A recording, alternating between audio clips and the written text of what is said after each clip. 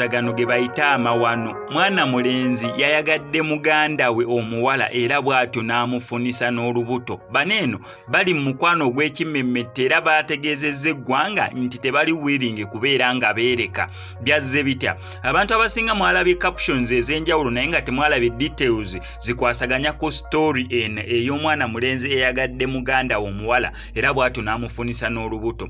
Byazze bitya? Kwaniriza nnyo wano eno ku SMX Media nange Mr. SMX. Wano eno tubeera ne updates buli lunaku buli kiseera. Story wejjira wetugikolera esinga okubeera ekikulu nti story zaffe tuzikonvatinga nezibeera nga ziwewuka ddatawo aleme kubeera nga agenda mungi. Kankusaba mbi osubscribinge onyigene ku notification bell eyo tojja kubeera ngumisinga updates naddala nga zino. Still wano ku SMX Media tusobola bulungi nnyo okulangira business yo okubako enamba y'essimu ebisigadde n'obitulekera. Ate gwe omuyimbi n'oluyimba oba nga luyimba lwa ssomero oba ssomero mukoze MDD parties nga mwandiyagadde videographer omulungi oba akalango k'essomero, still okubako enamba y'essimu tujja sobola bulungi okukolera akalango akalungi akasufu ennyo nnyini ddala. Yes, mbadde nkyakutegeeza ku story yaffe y'olunaku olwaleero eya mwana mulenzi eyayagadde muganda we omuwala era bw'atyo n'amufunisa n'olubuto we. Baavuddeyo okubeera nga bategeeza eggwanga nti bo bali mu mukwano gw'ekimmemmette era tebali willing kubeera nga bakola ensobi yonna ey'okubeera nga beereka. Kyazze kitya? Omuntu owulira caption eyo oba title eyo yinza ogamba nange oba gye tugenda eggwanga ligenda wa, naye nga kino eno ekyatuuka kuba neeno ababiri towakana naawe kisobola bulungi nnyo kutuukako. Kati nkubulira ogamba sisobola kwagala muganda wange, sisobola kwagala muganda wange, mwana wattu nange kennyini ng'omuntu kisobola okuntuukako, nawe kenyini aweza story nkisobola okutuukako, buli omu yenna kisobola okubeera nga kimutuukako. However, bwe kimala okubeera nga kikutuuseeko kikyozaako.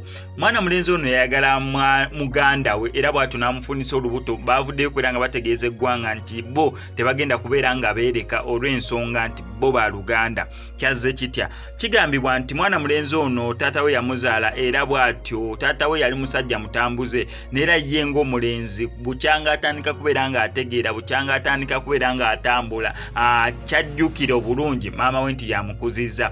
Ababadde nga ne maama we mukuzizza ebifaananyi bya taata we nga bimulaga, taata we nga kimanyi gyali naye nga tebalabagana na taata waabwe, kwegamba taata ng'ali bibye, maama nga yasinga okubeera ng'afaayo. N'omwana mulenzi maama we yamufubako era bw'atyo n'amuweerera bw'atyo paka ku university. Bwe yatuuka ku university mwana mulenzi ono nga omanyi ng'okuliridde neera n'obutonde butandika okubeera nga bubanja mu magezi awo, mwana mulenzi ono waliwo mukwano gwe eyamugamba waayi jangu tugendeko eno n'eno. Waliwo omuwala gwe nandyagadde okubeera nga nkutroducinga oba nkwanjulira, tomanya muyinza okukwatagana, tomanya kubanga omuwala mulungi era te naawe oli single, jangu ninayo kyali wange alinayo kyaliwe, ndowooza mubimanyi bulungi nnyo n'ogenda ewantu nga kyali waze ne kyaliwe namwe kyali ne mufuuka bakyali. So wekito bwe kyali. Kati omuntu gwe bamwanjulira yali oyo omuwala era watu mukubeera nga bali ku pati agamba omulenzi bwe bavibinga ne bawulira ng'enkwatagana y'amaanyi. Omanyi love at first sight kwegamba omuntu n'omwagalirawo ogendera nga buli kyakola kyonna kikunyumira, vibe yeeyo era we batu ne batwanyisiganya obunamba. Wayitawo weeks ntono ne batandika okubeera nga bagenda out era wayitawo ebbanga ttono ne bafuuka boyfriend na girlfriend. Kubeera nga bafuuka boyfriend na girlfriend nera wayitawo ndowooza bbanga ttono lya mwezi nga gumu ne batandika omuwala n'amuvinga in okubeera nga ajja ew'omulenzi ne batandika okubeera nga babeerera ddala bombi babiri. Okubeera nga babeera bombi babiri beeyagala, ne omulenzi n'alaga maama w'omuwala gwafunye, maama omuwala n'amusiima era bw'atyo ne batandika okubeera nga babeerawo nga wokimanyi nga maama wa akimanyi onayo girlfriend wo, bamumanyi bulungi nnyo, nera ne bagenderera okumala kaseera akaali kagenderedde era bw'atyo omulenzi n'omuwala n'amufunisa butya n'olubuto. Mu kubeera nga amufunisa olubuto nga luli awo myezi gumu ebiri balindirira akaana kaabwe akanaaba kasoose. Lumu babeera batudde ku buliri, bumwana muwala ng'ali mu kubeera ng'ayisaamu awo mu bifaananyi by'empolampola ku Facebook, kwe kumugamba owaayo ye taata wange omulabye, n'agenda scrollinga wati ekifaananyi kyagamba mbu taata wange omulabye. Omulenzi ne bimuggwako, agenda okulaba ng'omuwala gwagamba muni aye taata we, kyokka ate nga n'omulenzi agenda okulaba nga ye taata we maama we bulijjo gwamulaga mu bifaananyi oba lwayitiddeko ewaka lwasobodde okubeera ng'ayitirawo. nga taata waabwe y'omu naye nga buli omu abadde takimanyi munera taata waabwe y'omu. Taata egyo yatambuliranga ndowooza yagenda n'azaalayo omwana omulala omuwala nga y'ono omulenzi gwe yafallinga in love naye nga y'ono gw'amaze n'okubeera nga abeera naye ebbanga eddene bakoze buli kimu okumaliriza bw'atyo ng'amufunisiza n'olubuto luli mu myezi 3.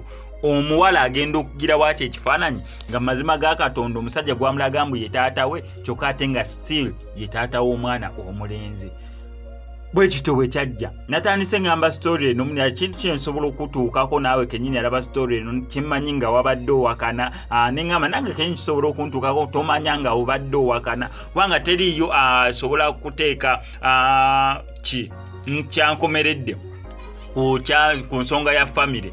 Tomanya taatawo gy'ayitira, tomanya maamawo gy'ayitira, not until ng'omuntu oyo oba taatawo oba maamawo ng'amaze kubeera ng'afa. So abantu abalekera muyinza okukolawo confirmation nti beebo baganda bammwe, wayinza obuteeyongerayo balala, kyokka ate nga n'oluusi mu kufa oba mu lumbe abantu basigala baleeta abaana nti ono mugandawo ono mugandawo ono mugandawo. So ensonga eyo bwetyo bwe yali oluvannyuma omulenzi ategeeza maama we nti maama omuwala gwe nakwanjulira yagenze okuŋŋamba ensonga eno bweti ne bweti ng'alaga taata we ye taata wange. N'ensonga omuwala n'agitwalira bazadde be bagamba bannange omulenzi gwe nabaleetera kyagenze okuzuuka nga taata waffe y'omu. Mu nsonga zino eno taata tanaba kuvaayo kubeera nga abaako nekyayogera. However okusinziira ku mwana mulenzi agamba mbu oluvannyuma lw'otegeeza maama we ku nsonga zonna nga we zaatambula neki exactly ekiriwo, maama we agamba mbu ye yasobola okubeera ng'akitegeera olw'ensonga mbu omulenzi ono ayagala mwana munne oba muganda ebitagambika bonga bo bali babiri nera beesanga ne beesiima ne bakwatagana. Agamba tugenda kukola tutya omwana waffe ono olubuto luli myezi 3 kubanga ffe tumwagala olwedde tugenza okitegeera naffe tetwayagala twakigwamu bugwe. Maama w'omwana omulenzi ye n'agamba munera nze ensonga ngitegedde obeera nga munno omwagala mugende maaso. Maama w'omwana omulenzi yatisapootinga n'agamba bagende maaso, kyokka ate side y'omuwala bo ne bakiteekako enkomeredde ne bagamba nedda kino tesobola kubeera nga kibeerawo, ensonga eyo tesobola kubeera nga tugikkiriza mu community yaffe kati tukole tutya. Bo ne bateekawo ejjiji ery'amaanyi okubeera nga banene ababiri balina okubeera nga bakomya omukwano gwabwe. However bana babiri bo bagamba tebagenda kubeera nga beekyawa era tebagenda kubeera nga beereka despite the fact mbunera community ena engeri endala gye batandise okubeera nga ebalabamu oba gye batunuuliramu. Naye babiri bagamba tuli mu mukwano gw'enkomeredde era tetugenda kubeera nga twereka, tetugenda kubeera nga twekyawa. Kati awo nkubuuliza wabeera gwe nga gwatuuse mu nsonga eno gye balimu, abaana beeyagadde ebyaddala bali willing okubeera bonna bali willing n'okwewasa, naye ate ensonga eyo bwetyo bweri gwokola ki? Wansi awo mu comment section osobola okumpa opinion yo nontegeeza mu SMX nze nkireka oba SMX nze ngenda ne mukyala wange oba SMX olubuto batulujjamu oba SMX omwana tumuleka ne bamuzaala kati omwana oyo taata we abeera agenda muyita atya jjajjaawe ensonga eyo nno nkulu. SMX sign out.